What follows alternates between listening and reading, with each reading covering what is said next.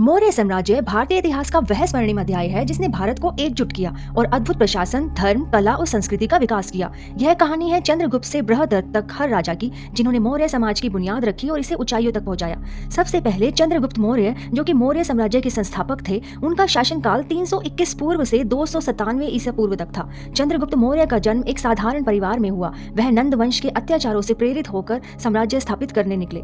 आचार्य चाणक्य ने उन्हें नंद वंश को हराने और साम्राज्य स्थापित करने में मार्गदर्शन दिया। उन्होंने ग्रीक शासक सेल्यूकस को हराकर पश्चिम भारत को अपने साम्राज्य में शामिल किया।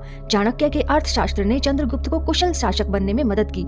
अपने जीवन के अंत में उन्होंने जैन धर्म अपनाया और श्रवण बेलगोला में संन्यास लिया।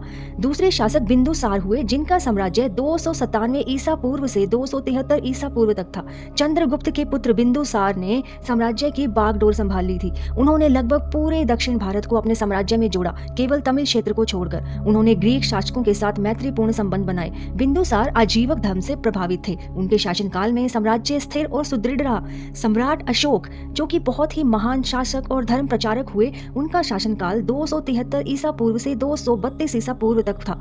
बिंदुसार के बाद अशोक ने शासन संभाला। उनका शासन मौर्य साम्राज्य का सबसे प्रभावशाली समय था। अशोक ने 261 ईसा पूर्व में कलिंग पर विजय प्राप्त की, लेकिन युद्ध के बाद रक्तपात देखकर उन्होंने अहिंसा का मार्ग अपना लिया। उन्होंने बौद्ध धर्म को अपनाया और धम्म का प्रचार किया, जो अहिंसा, धर्म, सहिष्णुता और मानवता पर आधारित था। अशोक ने अपने संदेशों को जनता तक पहुंचाने के लिए शिलालेख और स्तंभ स्थापित करवाए। उन्होंने बौद्ध धर्म को श्रीलंका, अफगानिस्तान, मध्य एशिया और दक्षिण पूर्व एशिया तक फैलाया। अशोक के स्तंभ और गुफाएं, जैसे बाराबर की गुफाएं, उनकी कला और संस्कृति की महानता को दर्शाती हैं।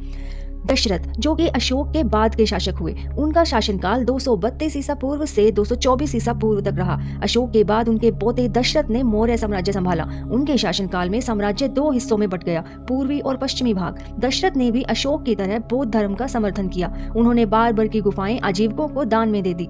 दशरथ के बाद कुछ और अन्य मौर्य शासक हुए, जिनका शासनकाल 224 ईसा पूर्व से 185 ईसा पूर्व तक था। ये सभी काफी कमजोर शासक साबित हुए। सबसे अंतिम मौर्य शासक बृहदत्त थे, जिनको 185 ईसा पूर्व में उनके सेनापति पुष्यमित्र शुंग ने मारकर मौर्य वंश का अंत कर दिया। यह घटना मौर्य समाज की गिरावट और शुंग वंश की शुरुआत का प्रतीक बनी।